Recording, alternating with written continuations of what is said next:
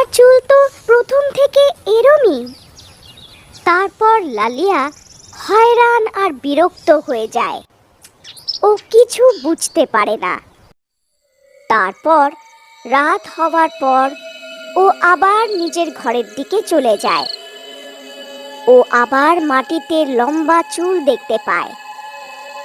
ও ওটা দেখে আশ্চর্য হয়ে যায়। আরে এ কি, এটা তো সেই চুল, এ তো আরো বেশি লম্বা হয়ে গেছে। এটা কি করে হতে পারে? তারপর ও মিনার কাছে যায়।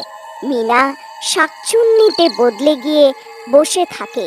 আরে মিনা, তোমার চুল আবার লম্বা হয়ে গেছে। আজকে সকালে তো ছোট ছিল না, এটা আবার কি করে হতে পারে? তুমি আমার সঙ্গে মস্করা করছো না তো? মিনা, মিনা, মিনা, মিনা।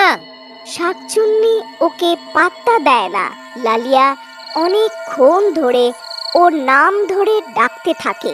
আরে এ কি অসভ্যতামি! আমি কি কোনো পাগল যে এতক্ষণ ধরে তোমাকে ডাকছি? তারপর যেমনই ও মিনার ঘোমটা সরায়, ও আশ্চর্য হয়ে যায়।